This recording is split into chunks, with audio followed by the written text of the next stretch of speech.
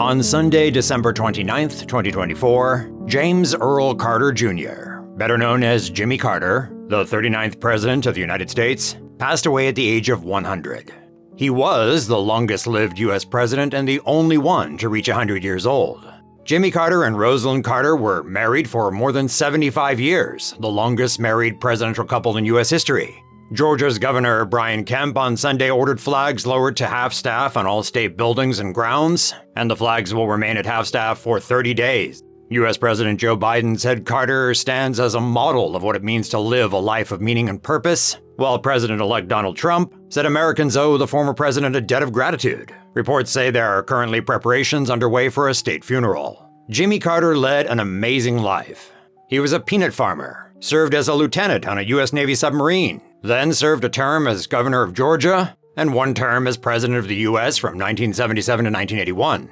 Carter took over the U.S. presidency during a turbulent time, and it's fair to say historians have assigned mixed ratings to his presidency. However, what he did after he retired from office earned Jimmy Carter near universal praise, and in 2002, Carter was awarded a Nobel Peace Prize.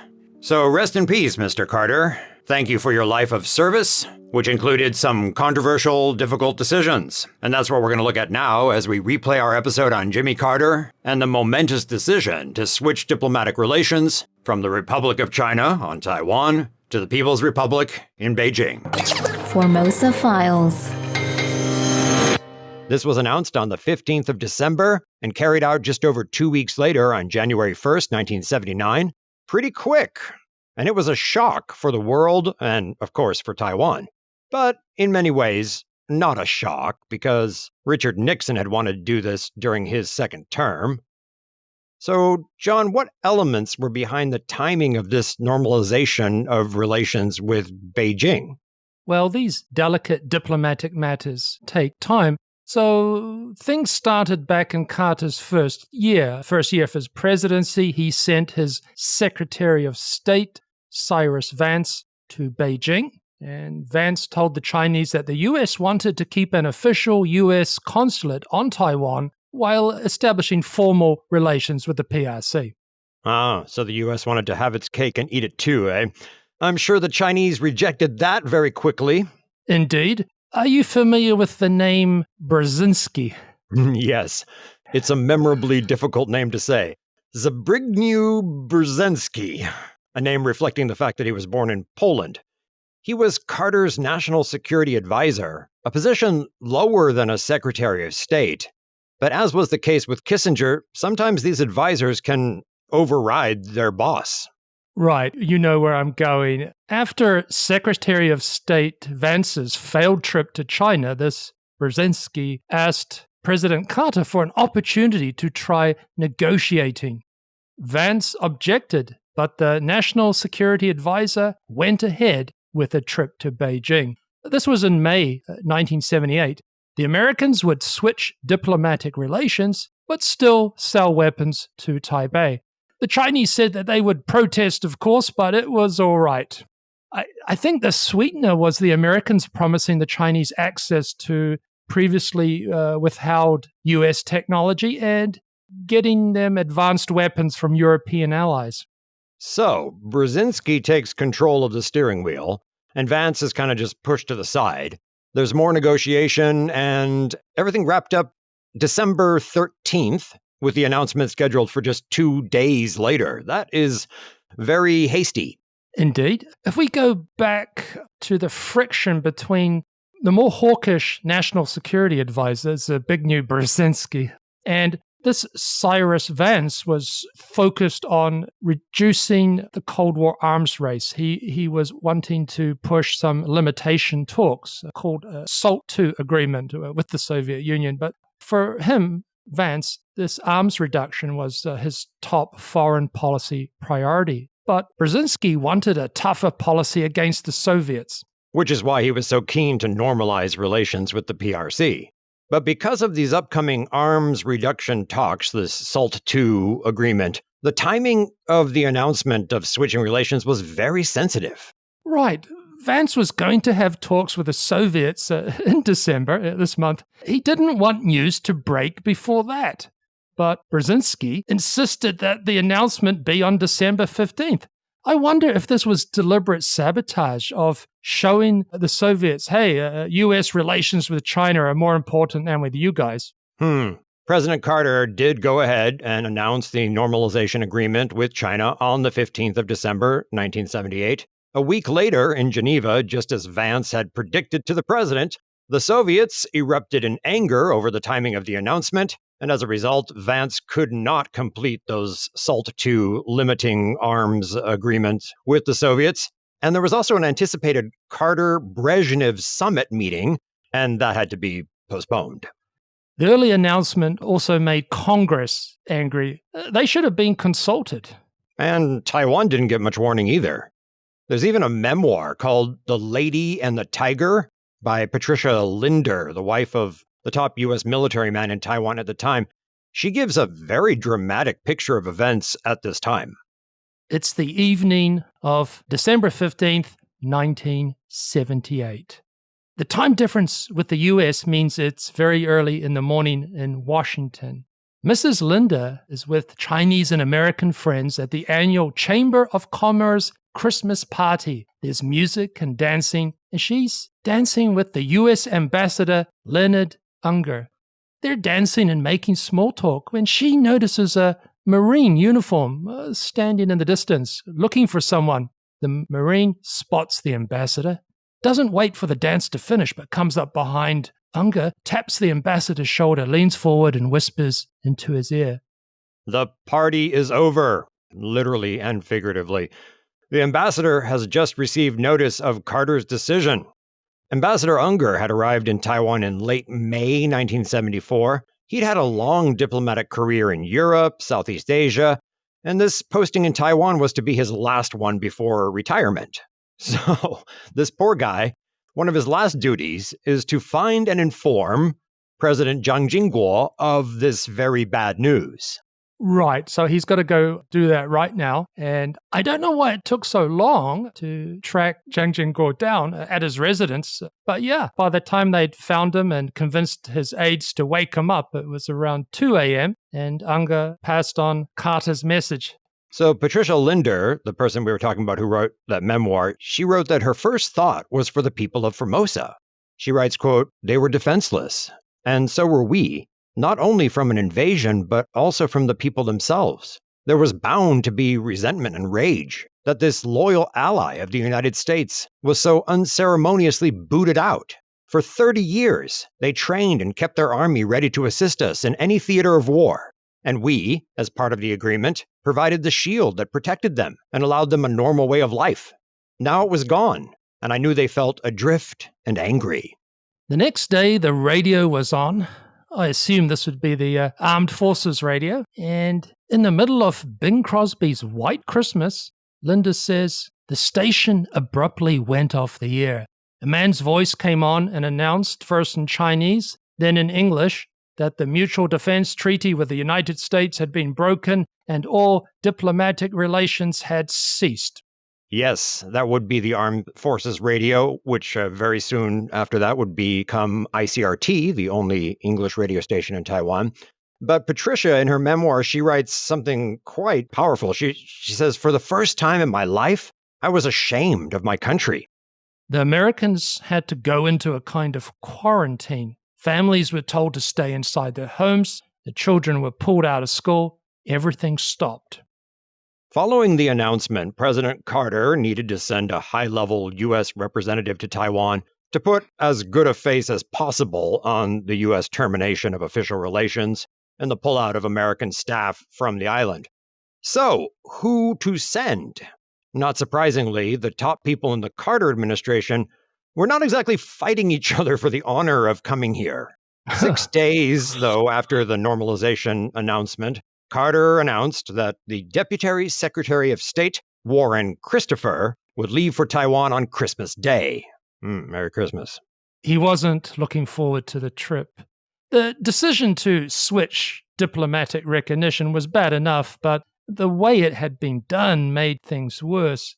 In his memoir, Warren Christopher says that he expected he was in for, quote unquote, non-stop verbal abuse. But Quoting him again, he says, "As things played out, I undershot the mark."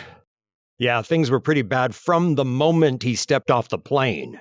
He had an unfriendly reception at Taipei Airport from Frederick Chen, Taiwan's vice foreign minister. After some angry words, the vice foreign minister said rather ominously that Christopher would, during his stay, quote, gain a clear understanding of the position of the government and the feelings of the people. Not very friendly. No. Christopher actually wrote that it was one of the most hostile official welcomes ever extended to a visiting official. But things were only going to get worse. He got into a U.S. embassy car, and inside was U.S. Ambassador Leonard Unger. They headed to a hotel. They didn't get far, though, just outside the airport and onto the road, and Yeah, and this is Songshan Airport in Taipei City, not CKS Airport, which has now been renamed Taoyuan International Airport. Taoyuan International Airport, or at that time CKS Airport, it would open in a couple of months, so he flew into downtown Taipei. Yes, so out the airport area, and they drive straight into urban Taipei. The road is lined with, quote, an angry, jarring mob of about 20,000 people. As we move through the middle of the crowd, eggs and ripe tomatoes begin to fly at us from both sides of the road. Following these relatively benign missiles came cans and rocks encased in mud. Within 3 or 4 minutes, every window in the car was shattered. Leonard Unger's glasses were broken, and we were both nursing cuts from flying glass. Wow. So, as the cars, this procession of them, inched down the road, Christopher says the protesters moved in and surrounded them. Somehow, he writes, bamboo poles were jammed through the car's broken windows, forcing Unger and me to perform a panicked limbo dance in the back seat. Next, demonstrators jumped on the bumpers and fenders, violently rocking the vehicle while hands grabbed at us through the windows, attempting to pull us into the mob. Wow. They must have been wondering, where the heck are the police? I mean, hey, isn't this a tightly controlled police state? Yeah, there were police, but Christopher says that they, quote, did nothing more than stand quietly, staring impassively at us and the surrounding chaos. I think it took nearly an hour for them to get through a short section of the city and then onto an expressway. Oh, finally free of the crowd. They decided, however, not to head for the scheduled hotel.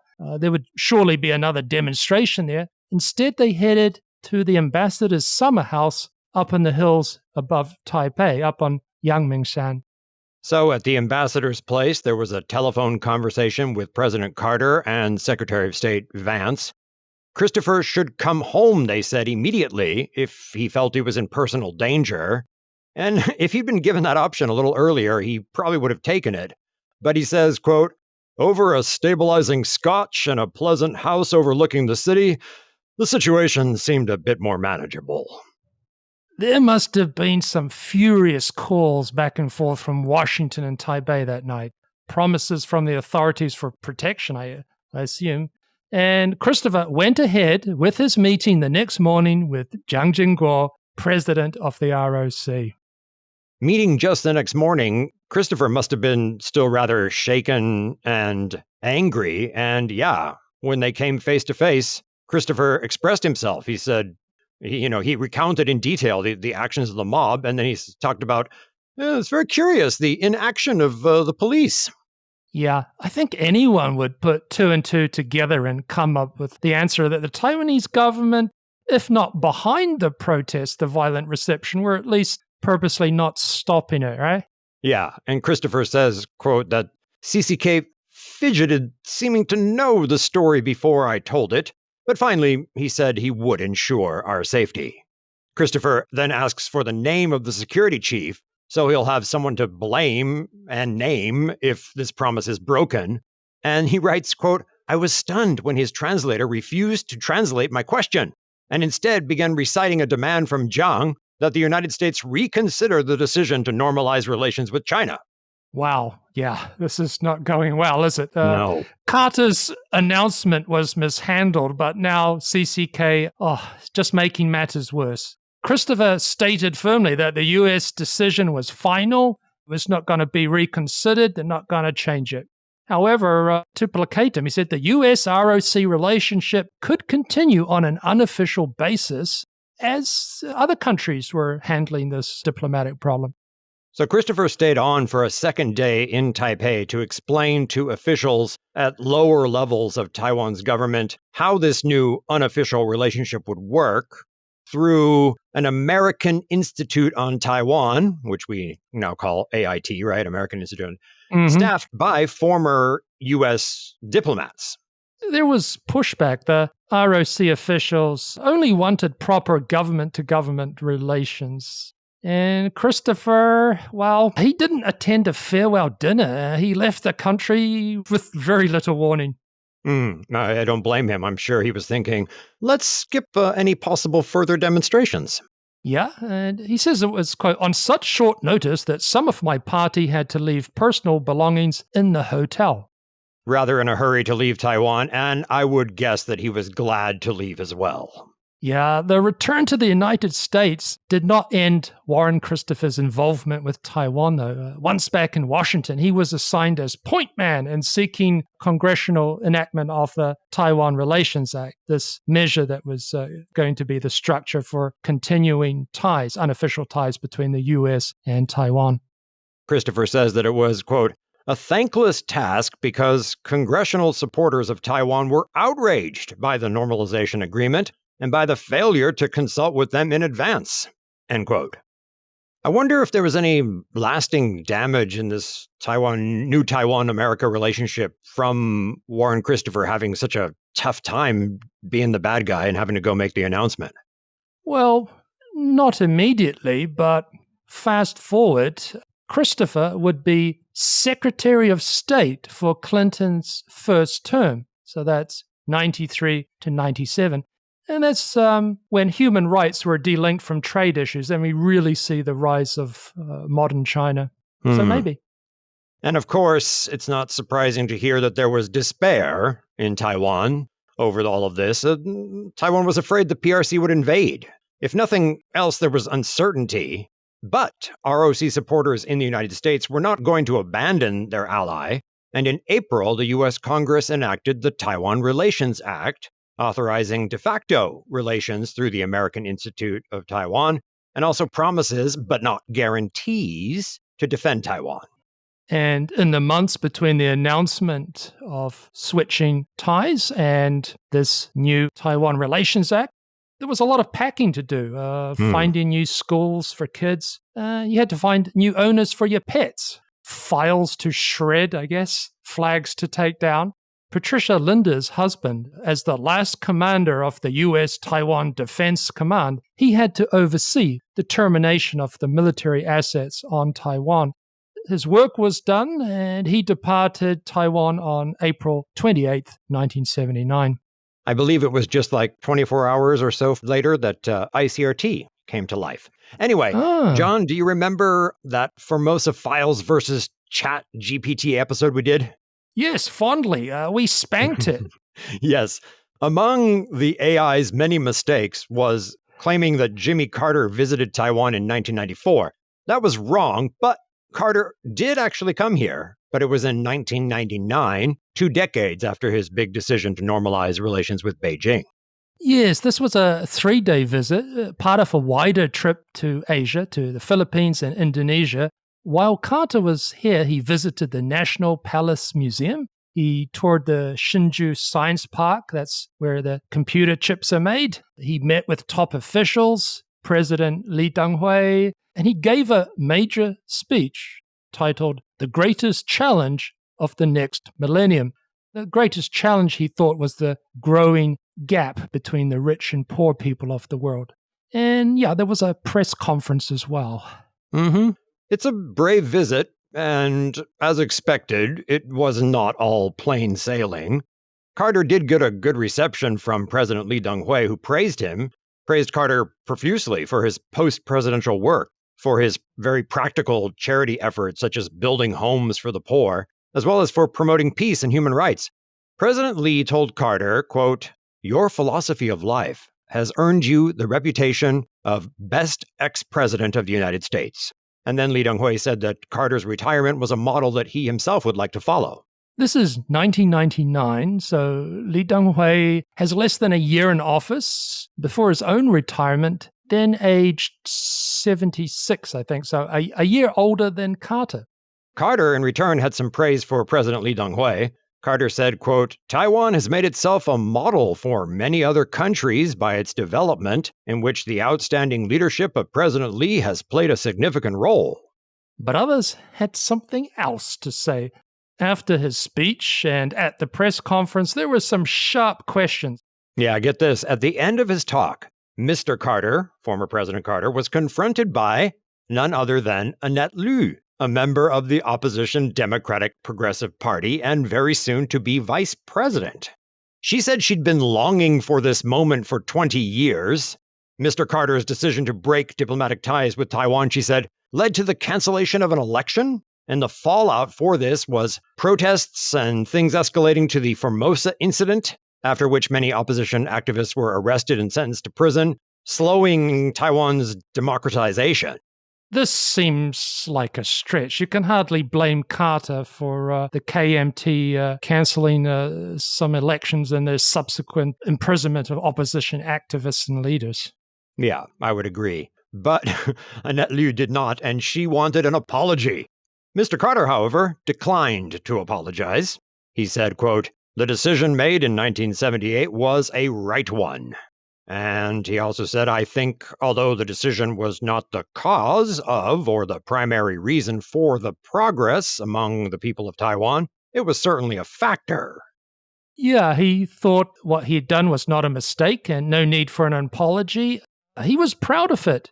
He thought transferring US recognition to Beijing was, as you said earlier, the biggest decision of his life, and believed it had made Asia safer and also helped transform Taiwan into an affluent democratic society. That's the way things played out, but who knows? Events could have unfolded differently. Actually, Taiwan's foreign minister, Mr. Jason Hu, and if you know that name, it's because he was mayor of Taichung and very frequently on the news, but at the time he was foreign minister, he was critical of Carter's comments. He said that events might actually have turned out more damaging. Mr. Hu said, quote, "The severance of relations could have devastated us." And he said, "Taiwan's democratic, political, and economic achievements are the fruits of our own efforts," end quote. Yeah, Carter faced accusations of having been soft on Beijing and selling out Taiwan. But to this, he replied that he had pushed PRC leader Deng Xiaoping to accept American demands to keep supplying arms to Taiwan. And Carter said the Taiwan Relations Act ensured continued protection. There was blowback on this too, though. During his visit here, Carter took credit for personally drafting the Taiwan Relations Act. But as some Taiwanese officials and other commentators pointed out, this was a bit of a misremembering of history. It was the U.S. Congress that was responsible for drafting the Taiwan Relations Act, not the Carter White House. Although Jimmy Carter takes quite a bit of blame for switching relations, I think it's hard to criticize him, really. It could have been done better, but it was just a matter of time, wasn't it? His switching relations fitted in with his other efforts. He gave Panama Canal back to Panama. It's very easy to be the fat guy on the sidelines shouting at the people on the field, but it's quite different to be in the arena yourself. If we go back to the 1970s, Taiwan was an authoritarian nation, and it was obvious that the nationalists weren't going back to China. Mao's decades-long rule had ended and there was promise. So things maybe didn't work out the way people hoped, but you can understand the promise and the decisions they made. And hours after his passing, there were statements from world leaders, including Ukrainian President Zelensky, praising him for his steadfast commitment to the Christian faith and democratic values. French President Macron said, "Throughout his life, Jimmy Carter defended the rights of the most vulnerable people and tirelessly led the fight for peace." Britain's Prime Minister said Carter's presidency will be remembered for the historic Camp David Accords, and Egypt's president agreed, saying that Carter's efforts in preserving the peace agreement between Egypt and Israel will remain etched in history. Former U.S. President George W. Bush and his wife Laura Bush had a statement as well. They said that Carter dignified the office of the presidency. And Melinda French Gates, the former wife of Bill Gates, talked about guinea worm disease, saying she knew Carter as a global health advocate and deeply admired him for that. She said that when President Carter left office, there were more than 3.5 million cases of this painful, debilitating disease, guinea worm disease. But she said, in no small part, thanks to the work of the Carter Center, that number was down to single digits by the time he passed away. Carter had told the media that he dreamed of outliving the last guinea worm. And Melinda French Gates said, well, he came incredibly close. And I think we can sum it up with comments from a couple others who said simply, he was a good man, and this was a life well lived. Thanks for listening to this Encore presentation of Formosa Files.